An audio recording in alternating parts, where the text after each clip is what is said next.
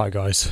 So I had a really weird time when I was at university, and there's some sort of drug-related stuff, and also just kind of social issues, weed, prostitutes. I guess things I've talked about in some of my previous videos, and they all kind of intersected here, and it was a very strange, very bad time in my life, yeah. And I don't remember if I've told all of these stories before or talked about this in general.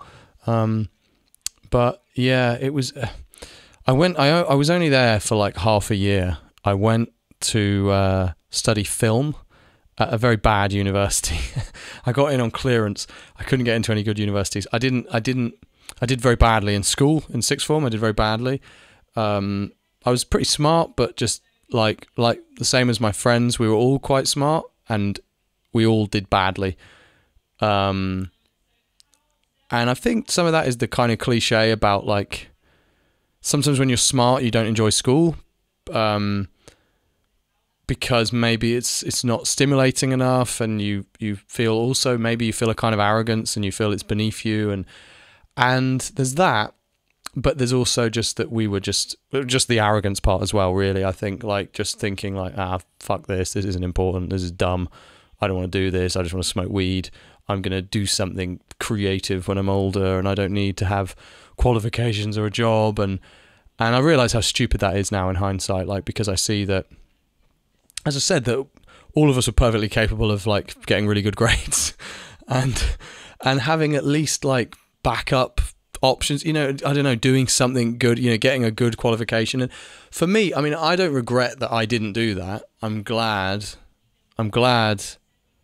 that I didn't. And I think if I'd done a 3-year degree, my life would have taken a very different path. And I don't feel I missed out at all there.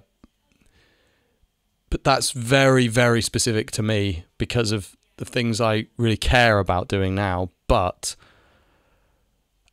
perhaps my quality of life would have been better. I think maybe even had I done when you, instead of sixth form, you go and do like a practical course and you learn a trade. I kind of think maybe it would have been better if I did that. Although I think the people I would have been around would have been kind of awful. So probably not. So I think probably in a way what I did for me weirdly was the best option, but still, generally speaking, a terrible choice to make, to say like, I'm just going to show up stoned to like 20% of my lessons, and the others I won't even show up to, and I'll just like piss around and not care. It's terrible. It's a terrible way to approach anything. And I see also, sometimes I see when I see people from other countries, like third world countries, and how grateful they are to go to school, it makes me feel really bad about how ungrateful I was, because I can see how important it is to people to be given the opportunity to make something of their lives. And then to have like kind of like posh kids like bunking off and smoking weed all the time and not caring. It's a bit obnoxious, really. If you're doing loads of other stuff, maybe fair enough, and you're only going to school to appease your parents or whatever. But yeah, it's a bit, I don't know. Yeah, it's a bit ridiculous. So anyway, I went to a really bad university. Not really bad, but pretty bad, basically. One of those ones where it's like, you might as well not even bother, Why bother going? You're going to rack up debts to do what? I feel like unless you're going for a very specific degree that's very like technical in nature and kind of guarantees you some work for the long term, or you're going to a really good university, what's the point in spending all that money? I think people just go because they don't know what else to do. That was why I went, because my dad was like, right, you've basically fucked up in school. What are you going to do now? Like, you want to fucking go and get a job? Are you going to do a trade? What are you going to do? And I was like, I don't know, man. I'll take my time. I'll think about it, I want to give it a bit of time and have a think. I don't know. Well, maybe I want to direct movies or something. And he's just like, fucking hell, like, where did I go wrong? And fair enough that he thought that, but, also perhaps there were some ways in which he did. But it must be a nightmare to have a kid like that, and I can't imagine. And I think whilst sometimes you can look at like familial factors, which I would say were probably present in my case, but not that much, I think there's a much larger cultural issue with that, with regards to how my generation and social bracket and probably subsequent and some subsequent and previous generations, definitely subsequent, but like previous ones as well, kind of view school and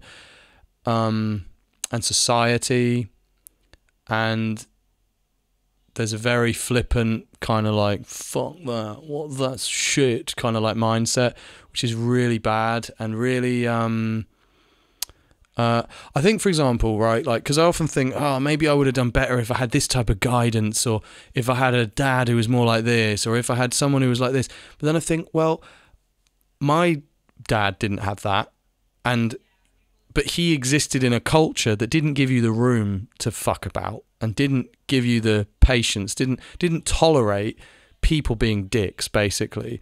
They may have tolerated other brands of dickishness, but it didn't tolerate the kind of brand of dickishness that I very much engaged in, and that a lot of people do.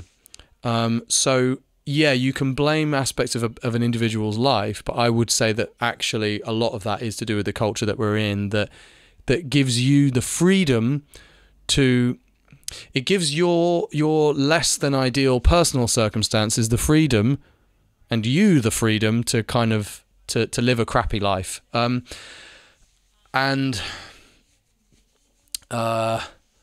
Yeah, so what's the point in going to a university like that? And I went to study film, which is hilarious, really.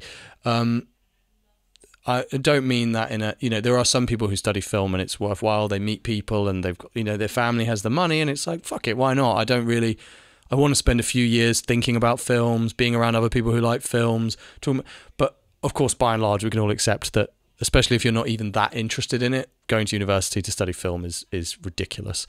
And I went, and immediately a number of things happened, which I think happens to a lot of people when they start university. The first one is I changed my personality. Like it was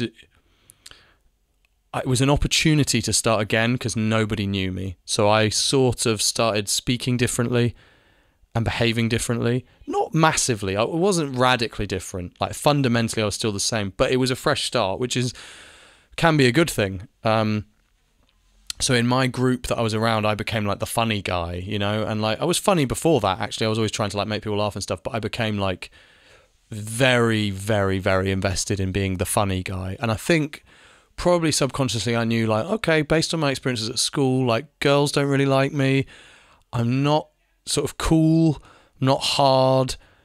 I'm not particularly academic. I don't have a specific skill. So like I'll have to be funny for people to like me. And I'll have to be like crazy, I have to like drink loads and be the crazy guy. So I decided I was going to do that. I was going to be like the crazy guy and like be hilarious and drinking all the time and be like really crazy. And I ended up just being kind of a knob, really.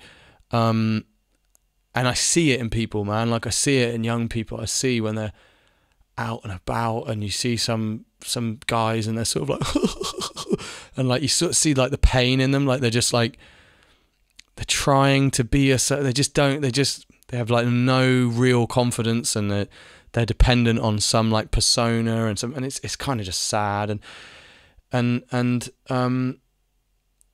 so that happened. And then also at the same time, I was outside of the group of people who I lived with, who I was forced to know, and who I kind of broke the ice with.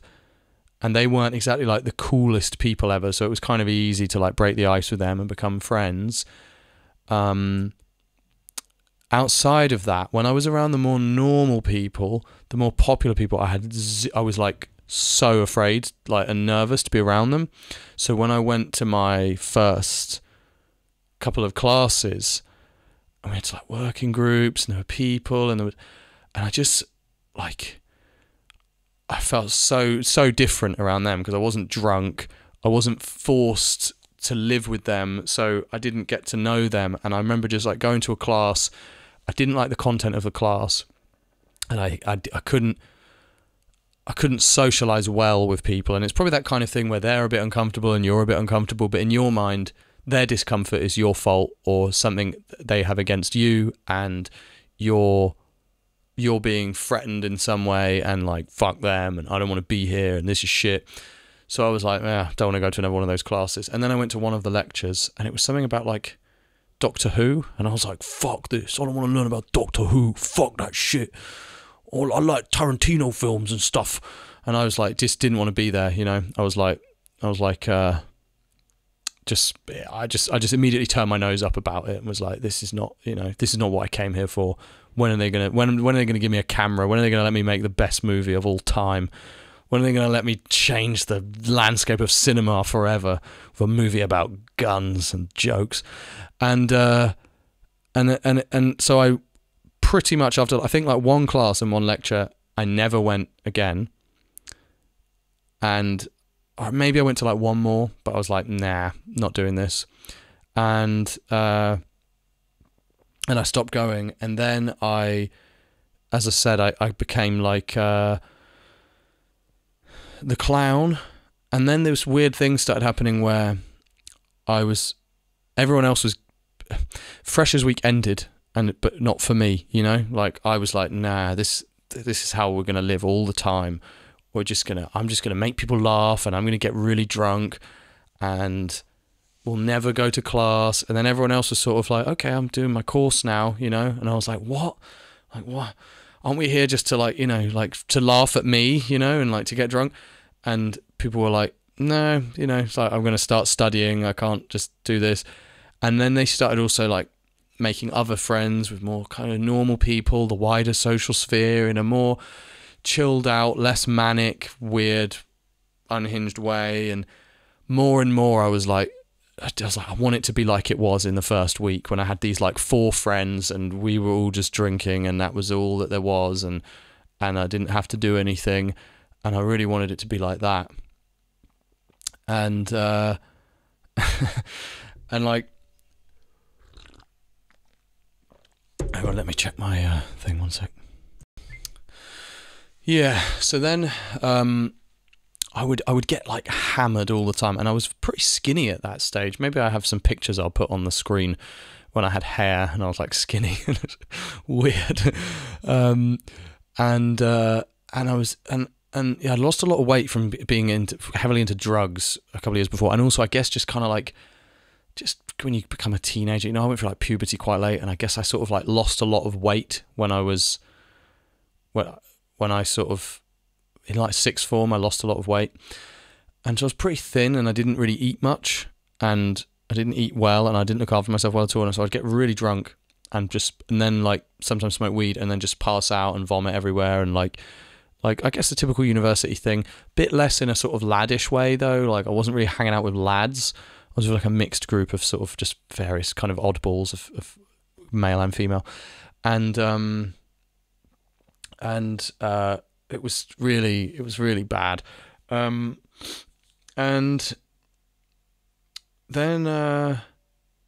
then yeah, I got into smoking weed again, and I would like drink and smoke so much after drinking that it was just brutal. Like it was like basically like if you want to guarantee you'll be sick and you'll like pour sweat and be really nauseous, that's basically the way to do it, right? Like to get really drunk and then smoke weed. So I'd get really drunk and I'd smoke like 2 spliffs or something, and just like people would just be sort of walking around me while I was like on the floor just like fucking puking and shit. It was really bad, and that became like the norm. And then I then became more and more like reclusive because I started to realise, all right, this social aspect is not really working out. I started having weird incidents, like people would be like telling me about things I did the night before, and like telling me like crazy stuff that I couldn't remember. Like one guy was in his room in a completely separate part of the building with his girlfriend, and I like came into the room in the middle of the night and I was like talking gibberish. They were in there in bed, and like somehow their door was open, and I came in and I was just like talking gibberish and shit, and he was like, "Why were you in our room last night?" I was like, "I don't know. I fully couldn't remember it." And things like weird stuff, like people would be like, one guy was like, "Man, you were crazy last night. You kept talking about how you wanted to, you kept trying to buy heroin, and you kept talking about how you wanted to inject yourself with heroin and crack." And I was like, "Oh, that's weird." And I'd say really crazy things, and then just like Oh, and then like, yeah, one time I kept trying to fight this guy who was much bigger than me, and I kept saying that he had like molested my flatmate. And I just became, I think it was the mixture of alcohol and weed. I got like paranoid, but also I was very like overly confident. So I kept being like, you touched up my flatmate. And he never did. And she never said this. And he didn't do it. And I just kept saying it. And I kept saying it to him at a club. We were at like a club. And I kept saying it. And he was like, fuck off, man. Like, stop saying this. And everyone, all my friends were like, leave it, Kieran. Like, stop. And I was like, you fucking touched up my flatmate. And I was like, no, get off me and stuff. And like, I don't know what was wrong with me, man. I was really unhinged. And I kept insisting. And then he like kept trying to fight me and people kept separating us. And then at a certain point he got hold of me and he just like, he didn't even do anything bad. He could have done. And he just like shoved me to the floor. And I remember just like landing on my arse outside. And like, at this point, my friends were just like, this guy is just unbearable. Like every night I would get involved in things like this. And, and other weird behavior. And, yeah, I kept trying to, and it was one time I kept trying to fight a bouncer as well. And he was like really scary because all the bouncers were like massive. And there was one bouncer who was a Russian guy or like something like that. And he wasn't big and he had a ponytail and a goatee.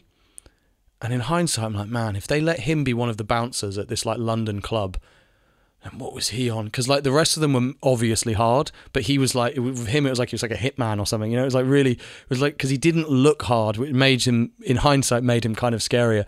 And people said he was getting really, like, he was very, very close. The other bouncers were having to stop him from like badly hurting me, basically, because it was getting to a point, I was like insulting his appearance and stuff and like really harassing him and trying to fight him. And every night I would get drunk and I would just basically just go berserk. Like I have some sort of weird, I'd like to think I don't have it anymore, but I don't drink anymore. But some weird switch gets flipped, and I just like become kind of insane, basically, like just insane. And then me and my friend, who's the only person I still keep in contact with, and is one of the only people in my life that I still keep in contact with, actually, that I'd met at university, and we sort of got into doing like really weird stuff. like kind of like pranks and stuff, but some of them were really weird. Like we did quite a lot of them.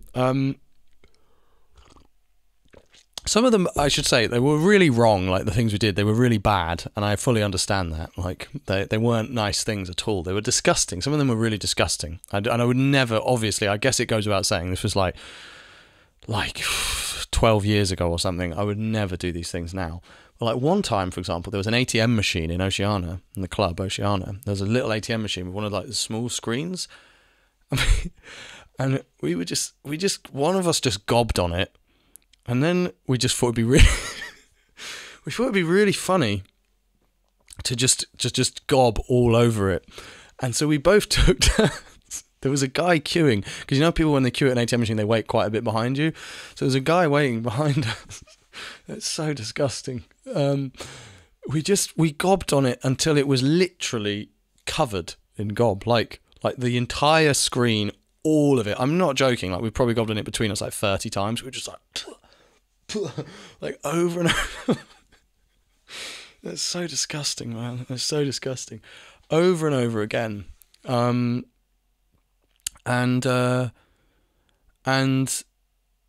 yeah, and then we just left, and presumably someone had to go up and try and use it, and it was a touch screen, so it was like covered in our spit, which is so disgusting. And then we found, for example, we would go behind the bar and try and steal things, because wouldn't go behind the bar and steal things when people were working there, but we went up to, there was another room where there was a bar that wasn't in use, like, so all the kegs were empty and shit, so we couldn't steal any alcohol, so we just looked for anything we could find, and there was basically nothing there. So it was like one of those things, you know, they put like change in, the change sorters that go in the till, and and like a bottle of cleaning spray and all these random objects that they obviously didn't care about enough to move, because they thought no one's going to be stupid enough to take these things because they don't mean anything to anyone. So we were like just throwing these objects around, and then we took the cleaning spray. This was it was on a Halloween thing, I think, and it was like fancy dress. We took the cleaning spray, and we just had it on the dance floor. And we were like dancing around. We would just spray people with it, like on their backs and stuff. We would spray them a bit, and then just kind of like wait, and people would sort of turn around, and we would just like hide it and just like carry on dancing around. And then there was this one guy, and he was wearing a cape. He was dressed as Dracula. It was like this Indian guy dressed as Dracula, and we sprayed his back like so much. I can't even tell you. He must have been quite drunk, because we kept spraying his back. We sprayed it so much that it was like sodden. Like he was literally sodden with cleaning spray. His whole back and all his clothes and everything were just drenched in cleaning spray, which is probably really bad for your skin, and was probably like really irritating to him, like irritating to his skin. I mean, like later that night. But he kind of would notice and turn around and then be like, what the fuck? And then we would just spray some more, and we kept passing it to each other, and he was just covered. We basically used the whole bottle of cleaning spray on his back. And then weird stuff. Yeah, one time we went into the campus part, not the camp, like the part where you go to study. I don't even know the names of the places because I didn't really engage with it. But we went to where the classrooms are, the separate building, which was near the student union bar, and we went in because it was open. Because I guess some students go in and like use the computers at night and stuff. And again, there was like nothing of any value that we could do or take there. But we just went in, and we found all these, like, you know, like UHT milk. We were like drinking all the UHT milks, and then we were getting the big water tankards and opening them and bowling them down the hallways. So they were like, you know, the big water cooler things. And then we found some like paintings, and we took those, and then we went in the lift, and we pissed on these paintings in the lift. And then we went into one of the lecture rooms, and we pissed on the chairs. I know it's disgusting, like, but it was really amusing to us at the time. And we pissed on everything and poured milk on things. And we're like drawing weird pictures, and then just went home. And then we got like obsessed with doing these kinds of like, you know, pranks, which weren't really pranks. Like my one flatmate, she was a girl. And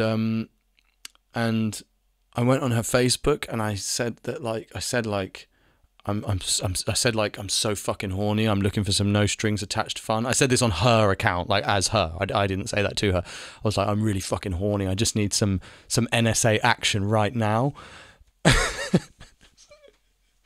And there was this Indian guy called lived across from us. He lived in the other, like across the dorm. And in one of the other hallways, and I don't know why I said his name. Sorry, I shouldn't say his name. And he was like, he responded to her, and he sent her this really weird message, like, you know, thinking like, oh wow, you know, like, yeah, like trying to shag her basically, and like maybe I can help you with your needs and stuff like this. And it was really awkward because like we lived opposite him, you know, and she was getting messages from her family and from her uncles. Like her uncle was like, why are you posting this disgusting stuff on Facebook? Because I wrote it in a way that sounded realistic, and people were like, what's wrong with you? Like, this is disgusting. And she was really angry, and fair enough. Like, it was, I felt really bad after, and I was like, sorry about that. And that was around this time people were getting like really sick of my antics, you know, and me and this one other guy, we couldn't let go of this part of the experience, you know. We're just like, we were so bored. And it was like, we have to just do stuff like this to have fun. And one time we had this other friend, we'll call him like Steve. And Steve wasn't really my friend. Steve was my friend's friend. And I didn't mind him. He was kind of like strange and annoying, and I was not very nice to him. And again, it's something I feel bad about in hindsight, because like I was just like, it's just like would make fun of him and stuff, and it was just annoying. And he was just a bit weird. He wasn't a bad person at all. He was just like eccentric is the word, and he still is to this day, I gather, like quite eccentric, because those two are still friends, you know. And like he's quite an eccentric guy, but he's a cool guy and a nice person, a good person. And I was like, I wasn't too bad, but a bit like just tried to like wind him up and be a bit antagonistic. And we always used to try and get weed off him, because the first time I ever met him, he was like, it was a strange guy. Like he had one of those grinders that looked like a deck of cards, And he's like, bro, let me show you this grinder. Check this out. And he would like grind up the weed. And the whole night I kept like waiting. I was thinking he was going to give me some weed because I just like met him at this party. And I kept thinking like, okay, I'm going to get some free weed. And he just would like talk for so long. And he would sort of use free weed as a way of like leveraging your time and like attention. And so he would kind of like almost like taunt you with it. He would like dangle it in front of you, and he was like giving me this long like lecture about this grinder and stuff, and then telling me about all his hobbies and stuff, and like, bro, let me tell you, when you go roller skating, you got to put this wax on the curb, and he would tell me all these like tricks he could do, and he was like, yeah, I'm a pretty good roller skater and stuff, and like he was a bit like Partridge-esque, you know, in a way that in hindsight I think it's really hilarious and cool, but at the time I was like, man, what a dick, and would just try and get free weed from him, basically. I was very much in that mindset at that age of like trying to just get things from people, didn't think about other people's feelings, I didn't care about their feelings, I just wanted things from people, and I wanted whatever they could sort of provide to me, you know? And so we used to try and like harass him for weed. We would get really bored, we'd just be hanging around, we wouldn't have any money, we wouldn't have any weed, so we'd be like, okay, let's go and see Steve and maybe try and like get some weed. And he would always suggest warming up with what he would call backy cones. So he'd be like, yeah, bro, let's warm up with a couple of backy cones. And we'd be like, no, I don't want to smoke. Like he would take a big bong and he would just put a huge cone full of tobacco and be like, here you go, bro, let's share one of these. I was like, I'm not sharing a bong full of tobacco with you. Like, and we would be like, come on, man, give us some weed. Give us some weed. And then he would start doing like freestyle raps and crazy stuff. And it would always be really like... It was a kind of we would kind of be laughing at him, and it was kind of a shitty atmosphere, and a bit douchey, and sort of we would sort of make fun of get him to do so. We'd be like, do another one of your raps. They were really good, you know, and like make him rap. Anyway, we had a couple of incidents with him. One time, he was I don't know. We thought he was asleep, or we tried to wake him up. Yeah, we couldn't get through to him on the phone, and we didn't know if he was in a lecture or if he was asleep. So I was like, well, why don't we throw something at his window to see if he's in? And he lived on the second floor. I was like, why don't we throw something at his window? And my friend was like, okay. And we started, I think we threw pebbles, and then we were like, let's get something else. We started finding it funny to throw pebbles at his window. So we went and we started getting toilet paper, and we got like a bowl of water and a roll of toilet paper, and we'd make balls of wet toilet paper and throw them at his window. And we started throwing them at his window. It was really funny because they would like stick to the window, and we were really amused by this. And then I remember it just escalated, and we started putting things on the toilet paper, like pasta sauce and stuff. And then it got to a point where we just were like just trashing his window.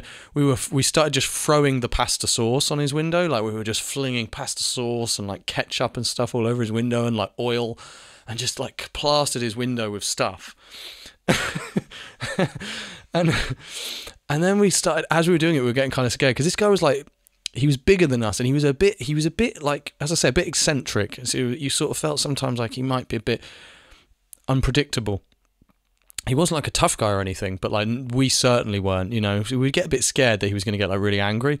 So halfway through this, we were like, oh, this is kind of bad. But then we carried on, and then he was livid, like he was absolutely livid. And my mate called me up and was like, Steve wants you to come over, like you have to come and see him now. You have to come to his flat because he's really angry about what we did. And I was like, I don't want to come round, man, like I'm scared. And then we went around there, and he was really angry, and I think that day he almost punched me, and it would have been fair enough because he was already angry about it, and then I was like mocking him, like while he was angry about it, I was like making fun of him, and I remember he looked kind of like this close to punching me, and it would have been deserved, and it's fair enough that he restrained himself because he was a lot bigger than me and like could have beaten me up easily, and he didn't, and he was pretty angry, and he got like water balloons and was like, clean the windows with these, like throw the water balloons at the windows,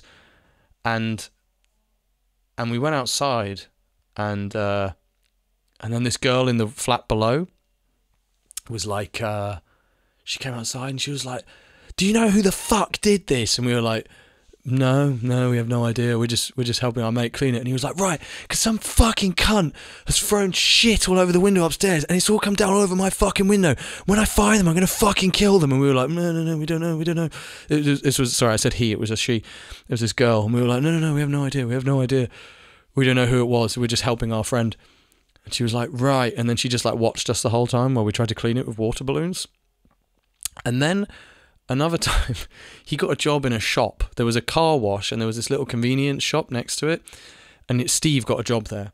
And so me and my friend were like bored. And we were like, we could go and like bother Steve while he's at work. And because we didn't, again, like, I guess when we would like run out of weed and stuff, we would just do this, stuff like this. So we went to where he was working, to the shop, and we decided, I said, like, why don't we just start pretending we're going to buy loads of stuff from the shop? Why don't we start pretending we're going to buy loads of stuff from the shop and then just change our minds or say we don't have any money or anything? Just make him scan all of it and then say we don't want it. And and then so we went to the shop, and it was like a small convenience shop, you know, and it was just him working in there. There was no one else there. It was at night, and we started walking around, and we each got a basket. And I don't know how he didn't know, because we always did like pranks on him, and we were being so obvious about it. Like, we started walking around the shop with a basket, and I'd be like, ooh, you know, like, I'd be like, ooh, a mango. I'll definitely have a mango. And then I'd be like, Grazia magazine. I was taking these like ladies magazines and toiletries and stuff. And I'd be like, like, you know, 4 packets of Sensodyne and stuff, and just saying everything out loud that I was buying. And then my friend would be like, and he would take like 4 different kinds of meat and put it all in his basket, and like all the veg. And we both had these massively full baskets. And instead of realizing that this was obviously a joke, he, like, which we kind of thought would happen anyway, he seemed really excited because he had just gotten this job, and he seemed really excited that he was selling so much stuff, and then we'd come in to buy like full baskets full of stuff. And he was like really happy that we were buying it all. And he didn't stop to think, like, why does like a 19-year-old boy want like Grazia magazine? You know, he was just like, great, customers. Also, it's not like he worked on commission or anything. So I went up and I started scanning all of my stuff. He scanned it all through, and then I was like, oh no, man, I haven't got my card. I forgot my card. Oh no. And he was like, that's all right, bro, you can go and get it, I'll wait. And I was like, nah. And then I started saying to him, like, I was like, I changed my mind, I don't want this stuff. And it started getting really awkward, and we were like giggling and shit. And he was like, what do you mean you don't want this stuff? And I was like, I've changed my mind. And he was like, right, so this is a joke, bro. And I was like, I just don't want the stuff, Steve. I just don't want it. And he was like, right. And then he asked the other guy, and he was like, are you going to buy your stuff? Because this is going to be a fucking nightmare. I'm going to have to void all of these items individually. It's going to take me all night. So do you want those? And then he was like, and then I think we just ran away. I understand this all comes off horribly. It's so juvenile. We just ran away, and we ran into the car park, and we got really like scared again. We were always really scared that he was going to beat us up, which is kind of dumb because there was 2 of us, but I mean, it's not like we would have beat him up either. It would have been so weird if we bullied him and then beat him up, you know. And then we were waiting outside in the car park, and we were like sort of like laughing but kind of like scared again of what he would do. And then I remember he came towards us, and he just had this like Terminator walk across the car park. He was just like sort of just making a beeline straight towards us, and we were like, oh fuck, this is finally it, like, he's about to beat us up. And then he took out his phone and he took a picture of each of us, and he was like, right, you're both banned from the shop. We were like, okay, we don't actually shop there, you know. And yeah, and he put our pictures up apparently and had us banned. And yeah, and so yeah, we used to wind him up a lot. And those 2 are still friends, and yeah, like, I'm glad, you know, and he's a nice fella, who I was we were both kind of dicks too, but I think I was more. I was, as I say, I was dependent on things like that, like, or what I felt I was anyway. I felt like I needed to do it because there was this feeling of like desperation in every moment. Like I had to be like cracking a joke, or I had to be amusing myself, or I had to be doing something. I had to be drinking, or I had to be smoking something. I just couldn't just chill out, you know? And I don't say that to paint myself as a sympathetic character in any way. I just say it. That's just how it was. I should have been like, in general, in a lot of situations back then, I just should have been different, and I wasn't. You know, there's all sorts of reasons for it, but there's people who had much bigger reasons to be that way or another way and weren't.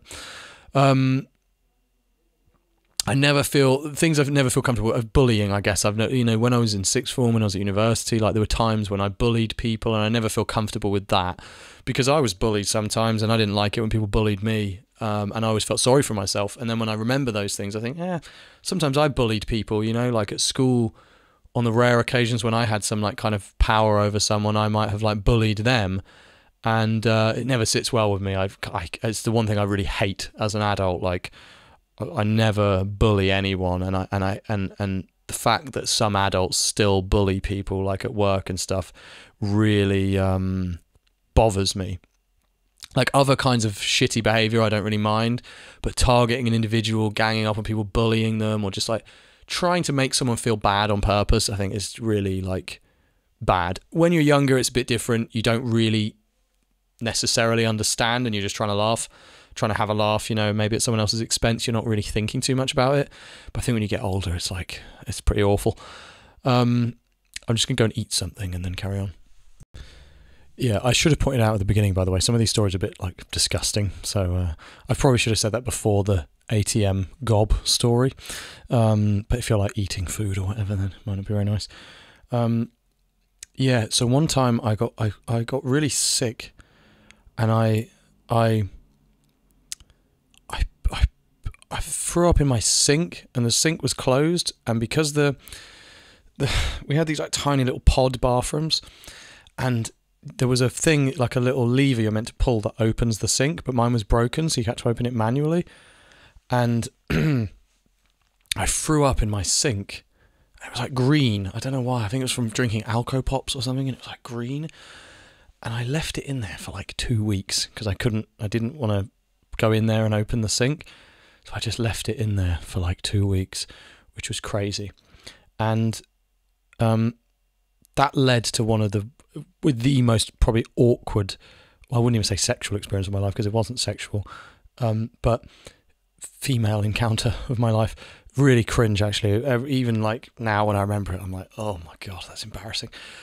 So this girl, like I think maybe I'd been with like prostitutes at this point, but I'd never really done anything with someone that wasn't one, you know, like not even anything really. Like I had like no experience whatsoever with women. And yeah, this girl, like, again, I think because I was like funny, I was like making jokes a lot. She like quite aggressively came on to me because if a girl didn't, like, I just assumed they just weren't interested in me at all. Like they had to be very, very, very forthright. And so she did, and we ended up going back to my room, and like she was quite attractive, and she was seemingly like quite into me, you know, she quite like aggressively pursued me. And then I guess she went to use the bathroom, and I was so disconnected from reality at this point. Like I was so like out of touch with what was normal. Like that, I didn't even think it was a big deal that there was like a sink full of vomit in my bathroom. And I guess she went in to use the bathroom to like clean up or whatever, and there was just a sink full of old vomit in there, and it's so embarrassing telling these stories. And it was like a sink full of old vomit. And I didn't actually compute this at the time. I was just like, okay. And then she came out of the bathroom, and then she sort of suddenly was like a lot less interested. And she was just kind of like grinding on me with her clothes on. Like I think she had like laundry on or something. And she just was kind of like riding me, but not, you know, we weren't having sex. I was like, all right. And then she just sort of like wanted to go to sleep, and I was just like, I didn't really know how to be in that situation, you know, so I was just like cuddling her and stuff. That's so embarrassing. And I was like, I kept like kissing her neck and stuff and being very kind of like sort of romantic about it, you know? And I think I was sort of like, I don't know. But I was a bit bemused by the whole situation, I guess, because I was like, what are we even like doing, you know? And then midway through the night, she was like, God, like, I didn't realise you'd be so affectionate. And I was like, oh, right, yeah, sorry. And then just like rolled over and went to sleep. And then the next day I was like, I must never see this person again, you know? And then and then one of my flatmates said something like, it came up in conversation basically, and then someone else who lived in this girl's flat was there, and the conversation got misconstrued in a very awkward way, like that I was like, that I had like really strong feelings for her or something, because my flatmate was like making fun of me, and she was saying like, oh, you fancy so and so or whatever, and then it got fed back to her, and I assume anyway because this person lived with her, and then I just like spent the rest of my time there just like praying I wouldn't bump into her or see her. And that was super awkward. Yeah, those words just rang around in my head for a long time afterwards, and I was like, yeah, it was a bit weird to be like snuggling up to her and kissing her neck. It's fucking gross, man. And then the sink full of vomit and shit. It was really mad. Yeah, another girl when I was there. I remember another girl, like again, like she like wanted to come back to my room and hang out. And I was like, okay, we're just hanging out, you know. Like it didn't occur to me that was, you know. And we were sitting there, and she was like, yeah, you know, like we're just sitting here and hang out. And I was like, okay. And I put some TV on, and we watched An Idiot Abroad for a bit. And then she just sort of was sitting there waiting, I guess, like waiting for me to like do something. And I was just sitting around like, okay, we're just watching TV. And then she was like, right, I'm gonna leave now. After like an hour of just sitting there watching An Idiot Abroad, and I was like, all right, see you later. And she just left, and like. Because I just didn't really, I think because I'd watched a lot of porn, I always assumed, like in porn, most of the time, especially I was watching a lot of like MILF porn and stuff, it was always like women would initiate sex. And in my mind, growing up, I always had this idea in my head that like, at a certain point, a woman's just going to grab my cock and then we're just going to have sex, you know? Like, they're just going to like grab my cock and take it out and then we're going to have sex. And yeah, so that was, I guess, the extent of my like sex life at university, if you could call it that. Yeah, a lot of weird incidents like that, like sort of weird, gross shit. Like there was one time we were at the student union, and the people I lived with, they had met some other people who were kind of like more normal, more well-adjusted and kind of like popular kind of people. And I got really hammered, and I was telling everyone about shotties, which I've like talked about in other videos about weed, but it's like a way of smoking weed. It's like a bong tube in a bottle with a ball of tobacco, and you put weed on top, and then you pull it through, and you burn it, and you like rip it, and then the ball of tobacco flies through the tube with the weed in, and that creates a rush hole via the tube because the ball is no longer in the tube. So the air goes through the tube and then you breathe the bong in. And it's a very intense way to smoke weed. It's like super addictive because you get the nicotine rush as well and the noise of the pop and everything. It's like really, really addictive. And when I was younger, I was obsessed with those, and I was really drunk, and I was telling everyone at the student union about them. Not that anyone was interested or asked, you know, but I was like telling everyone. And then I kept saying like, oh, we'll go back to mine after this. We'll go back to mine and smoke shotties. And I kept telling everyone, like for some reason I went around, I got everyone, and I guess some of them were like, okay, like we'll go back and have some free weed. And I ended up like telling this, I guess, to like loads of people. And I remember shitloads of people came back. Like there was like a queue outside our window of people waiting for them. And I didn't have any, all I had was a Tropicana bottle. You're meant to use like a standard sized Coke bottle or something, you know, like a 500 milliliter one.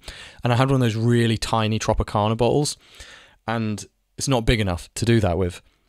And everyone was waiting, and I was like in the kitchen, and they were all outside the window.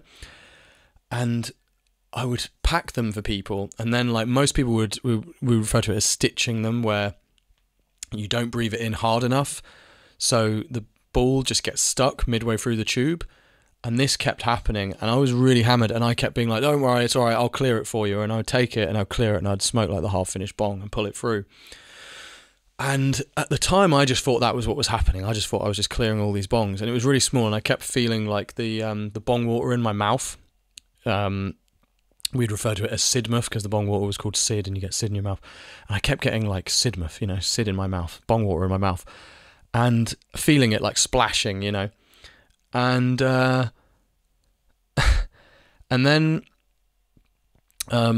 this just kept happening, and people kept being like, oh, and just passing it back to me and being like, this is gross, like, why are you making me do this? I don't want this, you know. And they just kind of wanted a bit of free weed. They didn't really want to go through all this fucking weird shit. And I kept clearing them. And then that night I got like insanely sick. We were at the table, and I just started throwing up like everywhere. And before that I became fully drenched in sweat, like the most I've ever sweat in my life. It was literally like I'd been in a swimming pool. I was soaked to the bone, like fully soaked in sweat. I must have been really quite ill. And I was trying to hold it off. Whenever I felt this nausea, I would just try and stay completely still. So I just stayed like fully still for ages, and I was like, no one touch me, no one speak to me, just leave me here. And I just put my head on the table. And then after a while, even without moving, I just couldn't hold it anymore. So I just threw up everywhere. And then all of it was like full of tobacco. Like I just threw up tobacco all over the floor, and burnt ash and weed and everything. So obviously, while I thought I was clearing these bongs in this tiny bottle, I'd just been eating and drinking all of everyone's like mess, like all of the tobacco and weed and everything, and drinking all the bong water, because it was like tobacco all over the floor. And yeah, it was fucking horrible. And what else happened? There was something, I had something in my notes, one sec. Oh yeah, another weird incident. There was this girl I was really in love with, who I knew like before. Well, I thought I was in love with her. I wasn't in love with her.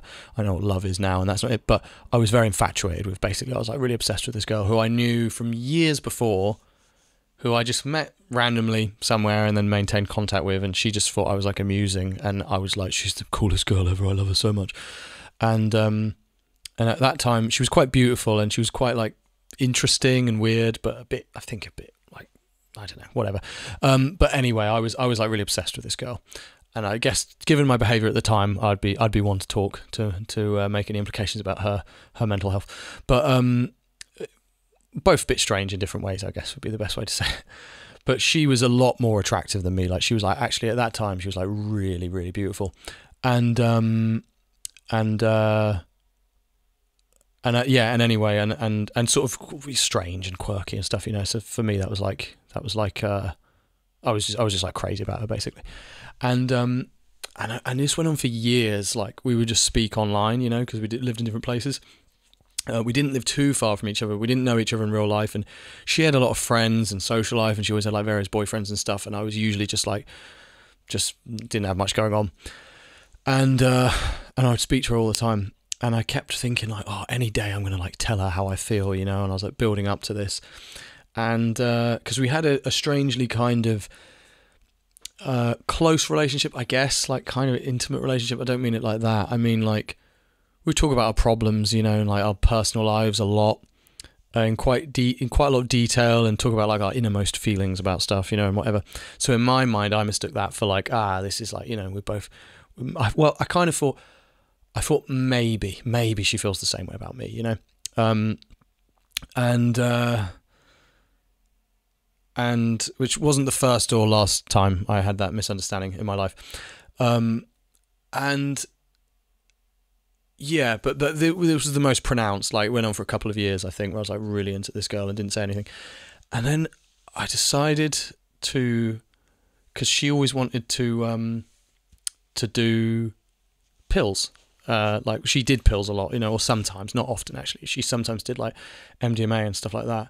And I have to be like, I guess I have to be vague. I don't know exactly when it comes to telling stories like this. Like I have to sort of be vague, but basically, someone got some pills from some random guy, like, who someone met on a night out, and he was a very shady character, this guy. Seemed like a real scumbag. Someone got some pills from him. There were these blue question mark pills, like blue pills with question marks on them. And then we decided, like, oh, well, we can meet up, you know, because we don't live too far away from each other anymore, and we can, like, maybe do some pills. And we met up, and I thought, all right, so when we're, like, pilled up, you know, it'd be easier for me to tell her how I feel, which is such an awkward premise in hindsight. Like, imagine that, like, to be on pills and some guy tells you that, and you're like, oh man, like, this, you know, and you're not even, you've taken the tube to get there, so you have to, like, go home or something. It just sounds so awkward. But yeah, I thought, like, this is the only way, you know. I can't like nowadays, not that I ever I'm in this situation, but I just say what I'm thinking or feeling. But then I was like, this, it's not possible. I have to take pills, you know. It's just so dumb. So yeah, so she came, and I think she kind of had her foot half in the door a bit, you know, because, like, we hadn't met in years, and I think she was like, oh, this guy seems a bit sad, like, you know. She came to my dorm room, and, like, I was very, very socially awkward. I was very shy talking to her in person, because online I was, like, very confident speaking to her. I was, like, you know, funny and whatever. And in person I was, like, suddenly I was very shy and very awkward, and felt strange. You know, when you meet someone you've mostly spoken to on the internet and you feel they're not the same, like, they don't seem the same, and you can't really, like, get at the conversation in the same way, and they're not how you imagined them to be. I guess it's a more and more common experience that people have these days, but it was a bit like that. I was like, she doesn't really seem how I imagined. Like, the conversation was very different to how it was online, so I was really awkward. And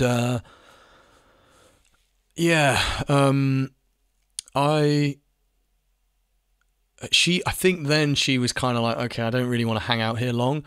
So she had, like, half a pill or something, and was like, I'm going to, like, you know, take my half and just, I'm going to go home, basically. I have to be back by, like, 10 or something. I was like, that's fucking crazy. Yeah. You know, doing pills, you have to be home by 10. That's insane. I didn't say that. I was like, okay. And then the pills didn't really kick in while we were hanging out, because we were hanging out for a few hours, I guess. And the pills didn't really kick in. Now, I had a few, and she just had half. She just said, I'm just going to have half of one. And I was like, cool. And I'd had, like, a few of them, because I took one, and then I took another, and, you know, nothing was happening. And I was feeling, like, socially awkward. I didn't feel like I was coming up. I didn't feel like I was on pills. I was feeling strange. I started to feel, like, bad, kind of. And I thought, okay, I'm just awkward speaking to her. I'm just socially uncomfortable, and that's all. And so it must be something like that. And then she left at around 10, and I was like, great, I'm on my own with these pills, you know, and, like, I'm just, what am I going to do?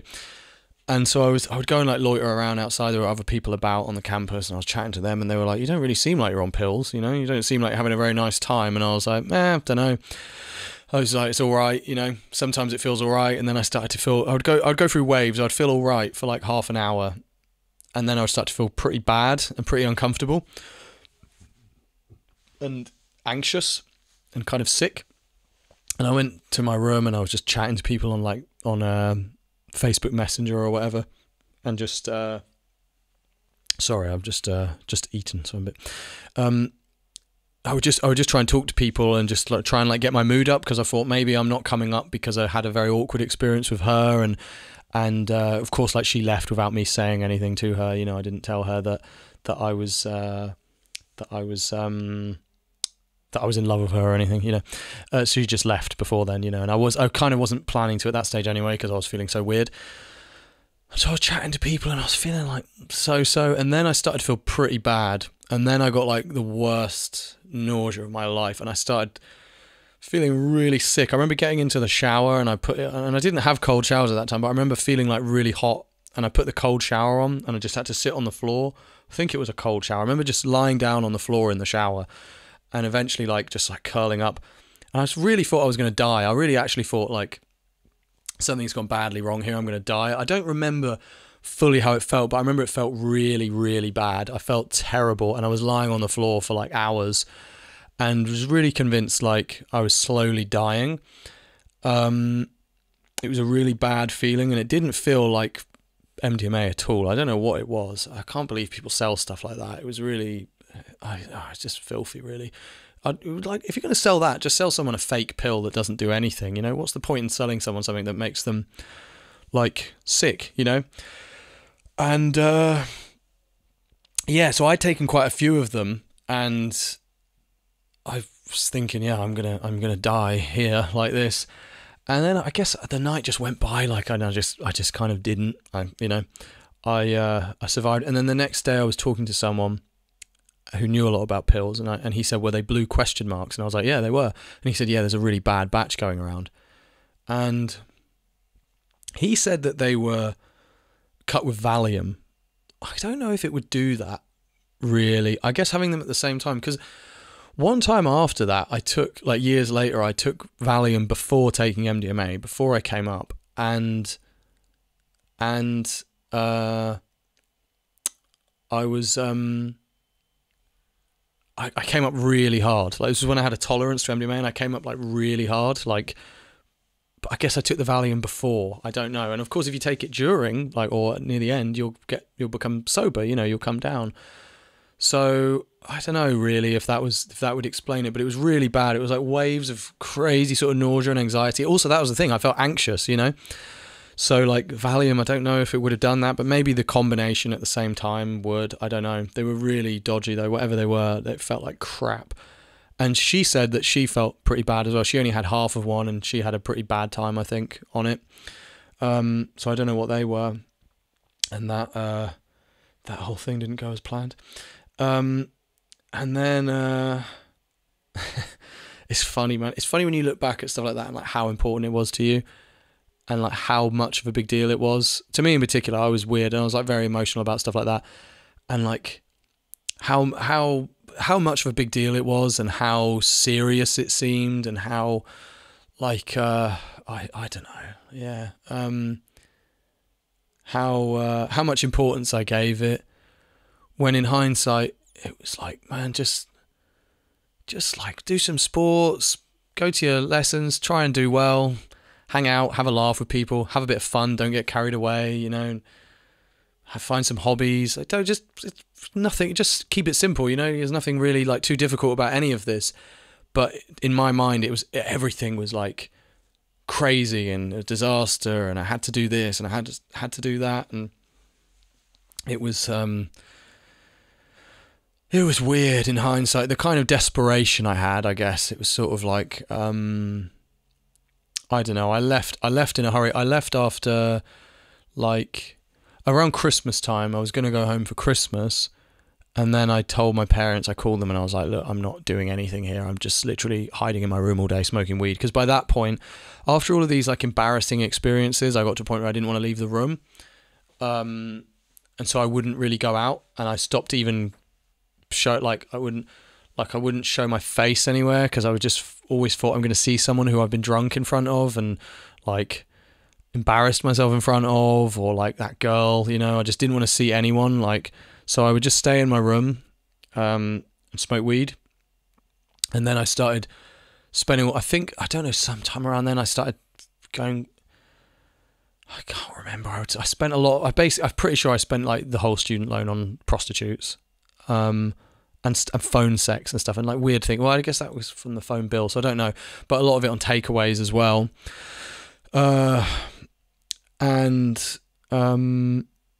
Sorry, I keep breathing heavily. I'm trying to do like diaphragmic breathing and have proper breath support when I'm speaking for a long time, because my throat is getting all fucked up.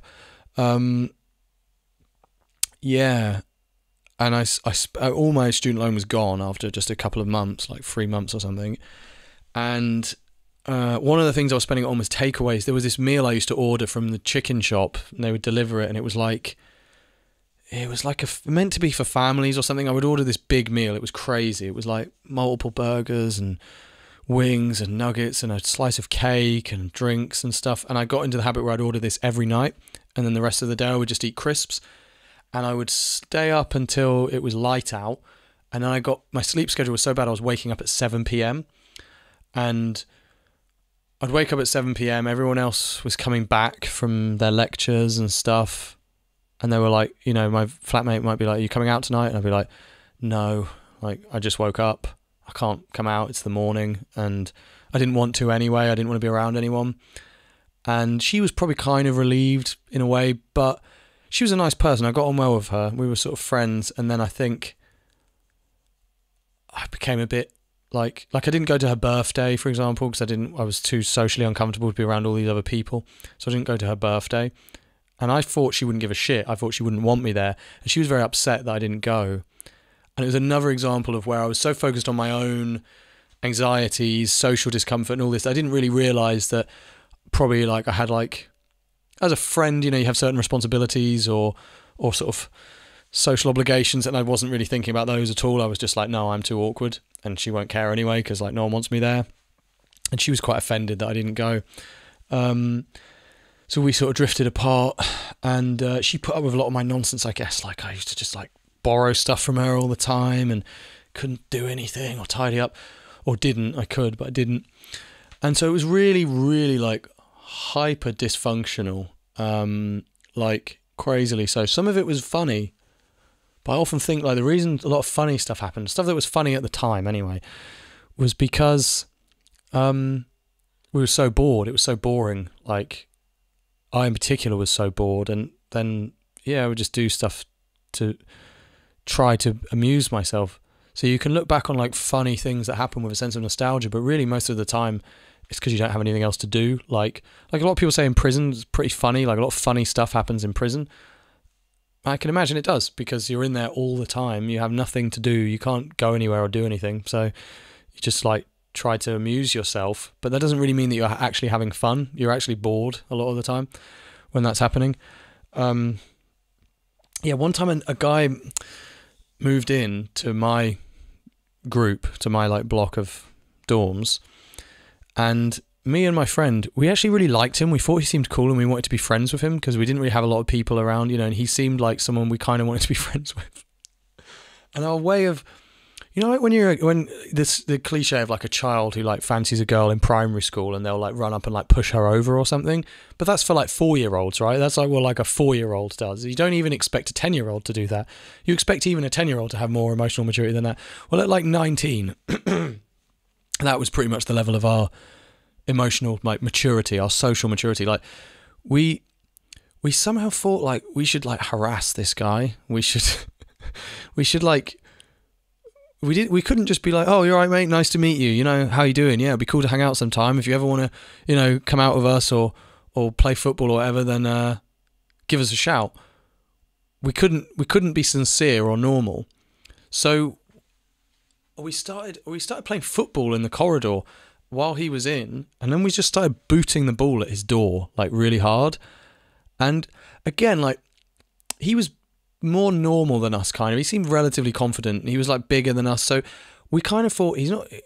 We didn't feel, if he was like a little guy, we would have thought, you know, a timid little guy, we would have thought, okay, he's going to think we're bullying him. But we kind of just assumed he's not going to think we're bullying him. I don't know what our motivation was in doing this, but I remember we wanted to be this guy's friend, and we were just like booting the ball at his door as hard as we could, like to bounce the ball off the door into each other. So it was like a rebound, you know, passing it back and forth to each other via his door. We were just smashing it at the door. And he was in there, I think, and he didn't say anything, and he just stayed in his room and didn't say anything. And I guess because this didn't like initiate a friendship in any way, we started drawing pictures. One time we were just bored, we were just drawing pictures of dicks like in the kitchen. These stories are so weird, man. When I say them out loud, I'm like, this is so fucking absurd, the way we were behaving. We were drawing pictures of dicks, like really realistic pictures of dicks, like just like huge ones and stuff. And we just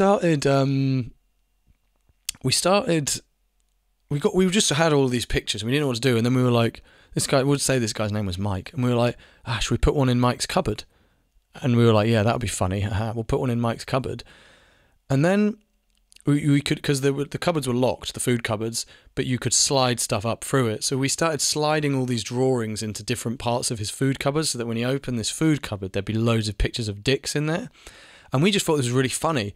And again, in hindsight, combine that with us kicking the ball at his door, and he probably thought we were like really trying to antagonize him. And and we weren't. I don't know. It's just so weird, man. Like, so weird to remember. I always, whenever this period of my life, like more than any other, I just look back and I'm like, what was going on, man? Like in our heads, you know, like I think it's a time where a lot of people become very insecure, and so they just start like behaving very strangely. They just, you act in strange ways when you're insecure. Like I see it in people all the time when they're not themselves. Like when they're insecure, when they're not comfortable in themselves, you can't really be your real self. The real self that you might be around your really close friends and family, people you have strong relationships with. When you're insecure, you can't really be that way. I've had it at other times in my life, like in social environments around certain friends and stuff, when I've been like not comfortable in myself. It's surprising how much it can impact your behavior. Like it's surprising how weird your behavior can be and how sort of mental you can become. And I think it explains a lot of people's behavior when you see people out and about and stuff and you wonder why they're doing certain things. I think a lot of the time, like people are just really insecure and don't feel good enough, or they feel people don't like them and they feel like they have to be a certain way.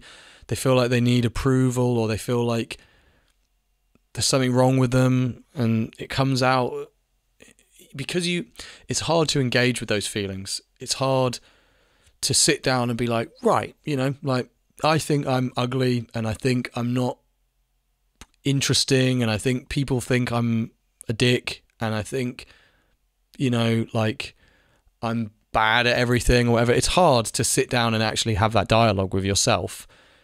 So it comes out in other ways. You like often, I think, I don't know, I think you kind of, it's like you squash it down and then something else pops up elsewhere, you know? So like you squash down these feelings of like being inadequate and being like someone that people don't like.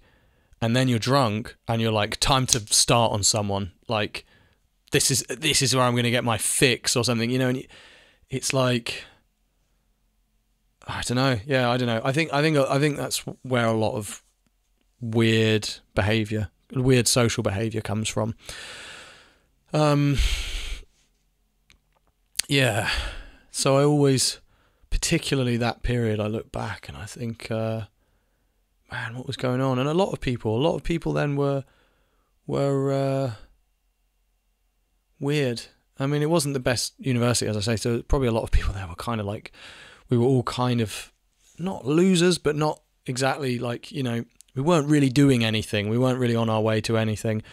So that probably helped. But anyway, yeah, I spent the whole student loan. I was on a terrible sleep cycle. And then, yeah, so I told my parents I'm gonna leave. And they were like, all right. And I think ordinarily they would have been pretty angry, but I didn't think about this at the time, but it related very specifically, it harkened back very specifically to a very serious incident that happened in my family,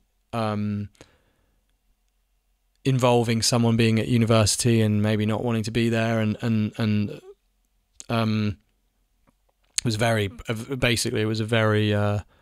extremely serious and tragic thing. And so I didn't realize at the time that was why, but they were really cool about it. They weren't cool about it specifically. They just had no reaction. They were like, okay, that's fine. Just come home.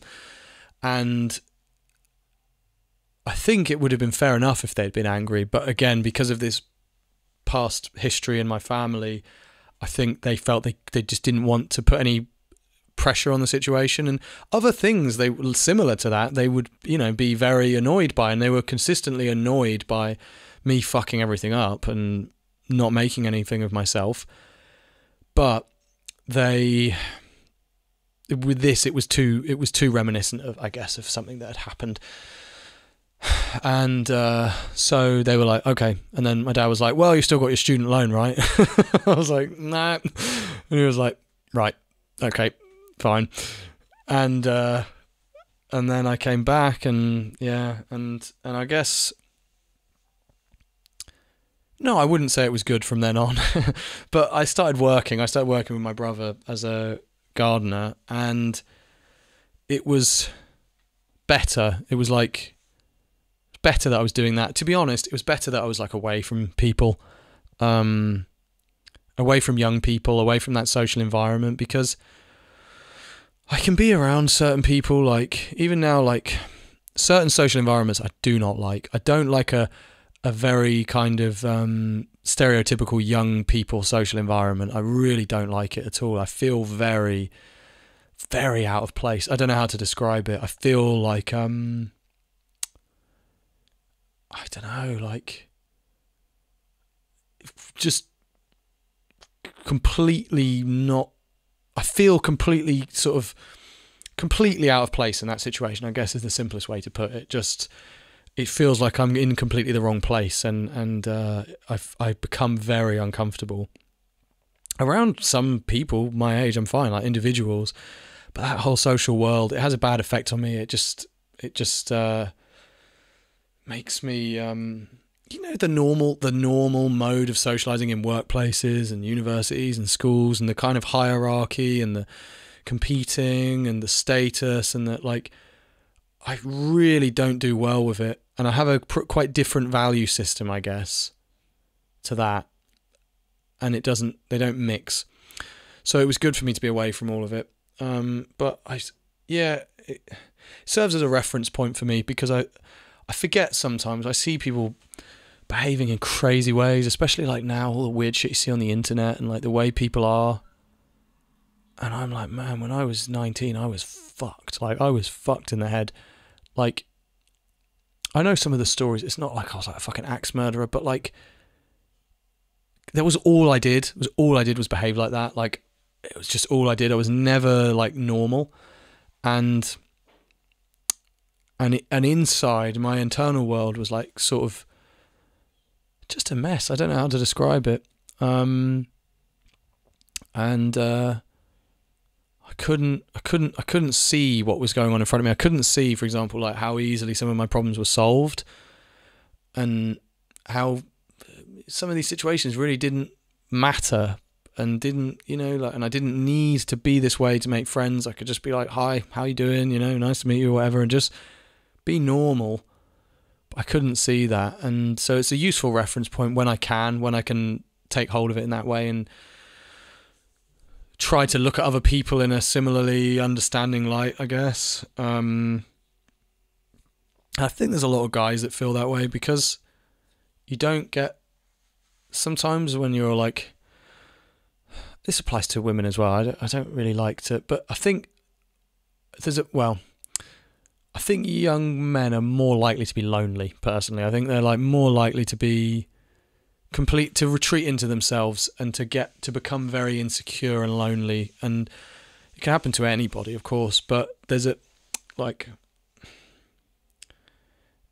guess there's a lot of, it's a sort of taboo issue at the moment, and I think it's become a bit mixed up, because there's the sort of term incel, and it's become, that term essentially just means someone who is involuntarily celibate, right? Like, that doesn't really carry any connotations other than that, or it shouldn't carry any connotations other than that. That's just a person, a man typically, I guess, that isn't having sex, and who can't get anyone to have sex with them, or can't find a relationship, or who no one wants to have sex with.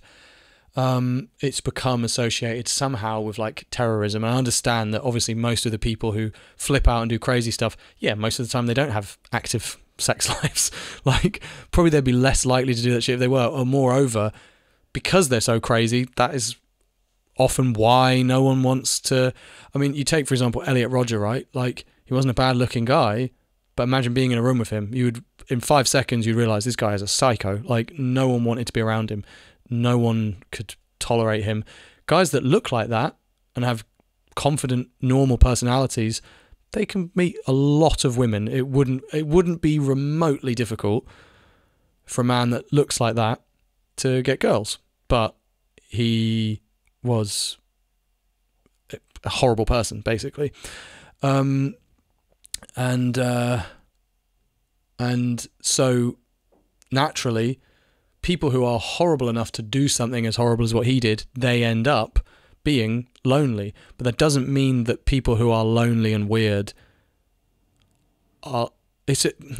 people get the connection the wrong way round, is what I'm trying to say. Like, I think it's understandable that no one wanted to be around Elliot Rodger. That doesn't mean that no one wanting to be around you is going to make you like Elliot Rodger. But there's a whole kind of underworld, I think, of like weird guys who feel they don't fit in and who are very I think you internalize it very strangely, because there's naturally you're supposed to have a competitiveness in you, and a specific brand of competitiveness and a specific brand of ego, which is kind of useful for you.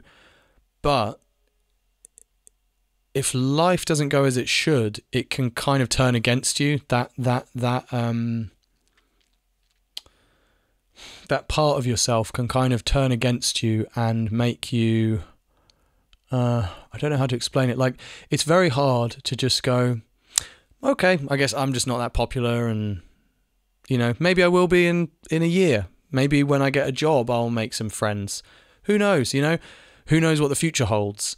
Or like, oh yeah, girls don't really like me, but maybe I just haven't learned how to talk to them yet. Or maybe there's just simple things I'm doing that are not quite right. Or maybe it's very hard. It doesn't usually come out like that. If it does, you're a well-rounded person and you'll probably do well in life. But I think for a lot of young men, it's more like you get all fucking like dark about it in your head, and it's all weird and intense, and you're like, I'm fucked, so no one's ever gonna fucking, what's this, and you get like really dramatic, or you kind of like bury it completely and you hide it in other weird ways, and you become strange. Like, you just become, you can't fit in, and I don't know how to describe it, but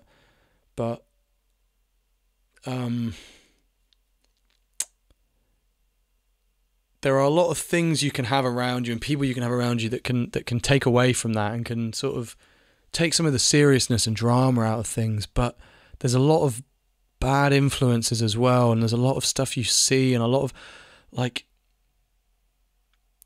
sort of aspirational content, and having access to being able to see all of these people all over the world who like have the life that you want or have the things that you want, and this whole culture that kind of makes you feel like a misfit. And you can, a lot of our family units, like social units, community kind of units, have sort of broken down and don't really exist anymore. So if you end up like adrift, you kind of end up fully that way. And like, for example, my dad, like, he's a good person, but like, I don't recall ever speaking to him about anything of this nature, like remotely. Like, if I ever did speak about anything social or any of my problems, it was to my mum, who didn't understand them anyway, and who was, like, I don't know, yeah, I didn't really speak to her much about them either, because she just couldn't really sort of relate to them, and probably neither of them could. They were both quite old, and whatever. But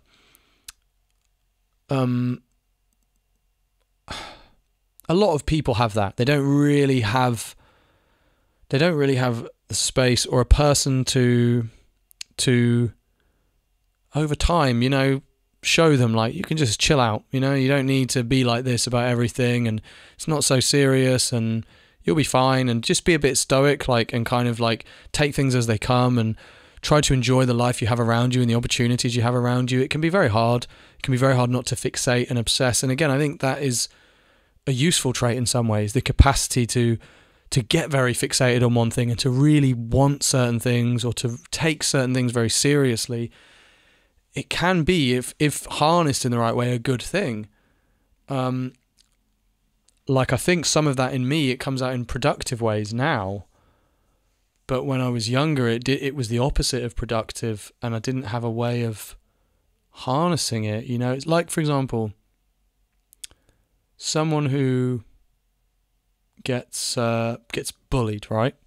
And they have the opportunity to be good at something. They can internalize it as like, okay, then fuck these people that bullied me. I'm gonna like train every day, and I'm gonna be so good, and fuck them. And this is my way of having a victory. This is my way of overcoming this thing. Or they can not do that, and they can kind of become either like insecure about themselves and lose all their confidence, or they can become a bully, or they can just disconnect from reality. And sometimes you end up on one of those pathways, and there's an alternative here, you know, another place you can direct these feelings, you can direct these emotions. And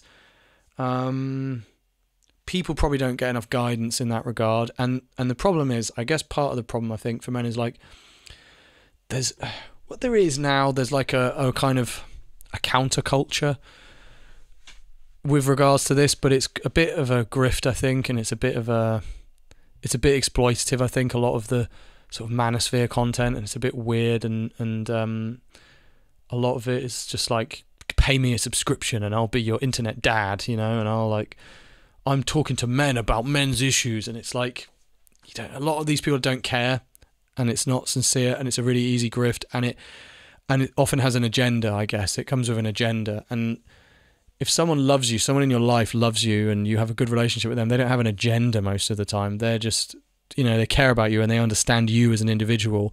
They're not just putting out a very wide net, appealing to the lowest common denominator, and then using that to harness money or influence or to promote some kind of agenda on you. They're just, you know, I don't think people get enough of that in their lives, really, from one another, from culture, from mainstream culture, from people, you know, in their lives. Yeah, I don't know. There's a lot of wasted time, wasted potential, a lot of misery, and a lot of I see people sometimes wrapped up in the same kind of crap I was wrapped up in, and not realizing how it all goes away and how unimportant it is. I remember seeing in Bowling for Columbine, and I'm, by the way, I should clarify, I'm not a person who remotely empathizes with those people, those kinds of people in general. I really actually despise people kind of romanticizing them and being like, they were misunderstood, and that's bullshit. Actually, they had friends, and a lot of those people, they like to write in their little emo diaries about how misunderstood and rejected they were and how hurt they were, and actually a lot of the time it's bollocks. And again, a lot of the time it's because they were fucking weird and people were scared of them or found them really, really uncomfortable to be around and didn't want to be friends with them because they were just weird and not pleasant.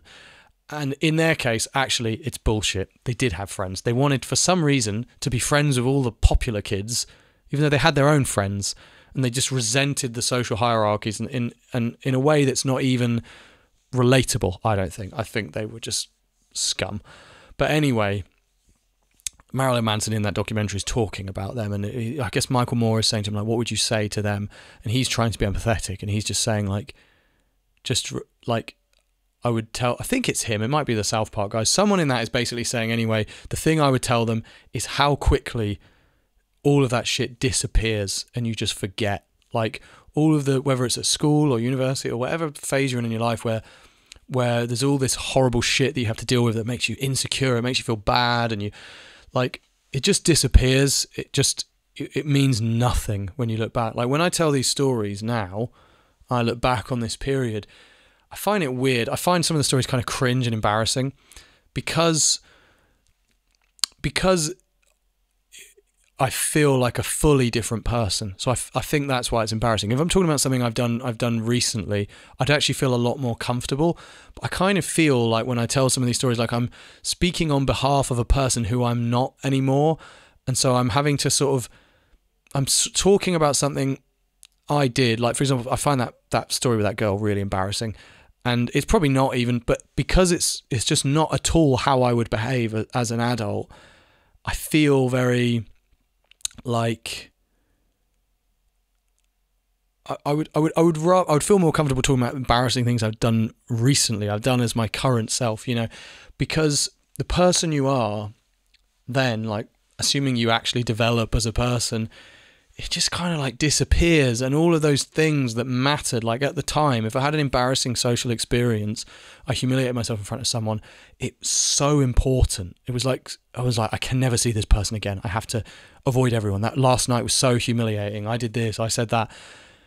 And it doesn't matter. Like, it doesn't, you know, none of it, it's utterly meaningless, utterly superficial and meaningless. The only stuff that does matter is like times when I was a dick to someone, you know, when I made someone else feel bad and worsened their issues. And there are a few times when I like bullied people there, and that I find like that does matter, and that does, you do hold on to that more if you grow as a person. Like, you do hold on to that more, and you can't really undo that stuff, you know. I've had people who were shitty to me before, like, apologise, you know, for like bullying and stuff. And there's a part of you who's like, yeah, I mean, your apology, fine, but it doesn't actually mean much because you can't really take back what you did. It's not worth that much. And so, like, if you're a dick to someone, then you were just a dick to them. It doesn't matter how sorry you are in 10 years, you know, you were just a dick. But the other shit that we take so seriously, or some people take so seriously, is it just kind of disappears. I think back to even things 5 years ago, like social situations that were like so dramatic and important, and like, man, who gives a fuck? Like, most of us, you know, soon we're going to like lose parents and family members. People will have kids. People will do crazy things with their life. Some people will fuck up their lives and end up in really bad situations. Some people will fucking get hooked on drugs. Some people will become really rich, and like all of the other crap, like, you won't even really remember it. You know, I have to recall all of these stories, and it's like a different world, a different time. But at the time, it was all a big deal. I don't know. I don't know how to explain it, but it would be, I would like for people to have more of an understanding of that. I would like, if I had a son, for him to understand that, because it can, yeah, I don't know. Yeah, it can sort of fuck you up a bit, basically, I think, otherwise, and come out in weird ways. But yeah, that's all. That was a weird time. That was a crazy time. I can't even I can't understand some of it. Things like leaving vomit in the sink for weeks. Like, I don't remember why. I don't remember why I did that. You know, I don't remember like what the feeling was in my mind. I can't, and I think what that means is there wasn't a reason. I was doing things without reason, i.e. like being a bit insane, because you're doing things as a, you're doing things in avoidance of something, or as a response to something, as a fear-based reaction, or as everything for the wrong reasons. So you can't really remember that because you're like hiding from your own thoughts and your own feelings and your own ego and everything. So there's nothing to remember because you're deliberately kind of avoiding everything anyway. So you can't really like remember something that wasn't really there. So I guess a lot of it, there was no reason. A bit like if you stub your toe, you know, and you start screaming out like racial slurs. Like, there's no reason, there's no logical reason to do that. It might just happen. You know, it doesn't help. It doesn't benefit the situation anyway. And to be like, why did I say that word when I stubbed my toe? It's like, because you were just in pain and you were reacting, and you weren't really, there was no reasoning. You weren't sat there thinking about it, like, what's the best way to respond to stubbing my toe? So I think a lot of behaviour like that, when you remember it, that's why it's hard to remember why you did certain things or why you behaved in a certain way, because it's just, there wasn't really a reason. The reason was avoidance of reality or a bad reaction to something. So yeah, cool. All right. I think that's all. I can't remember any other incidents I had there. Oh, well. What's that? Amusing, I don't know. I did... it's not really particularly funny. Anything else? No. I guess that's all. I'll come back before I upload this if I remember anything. Otherwise, thanks for watching, guys.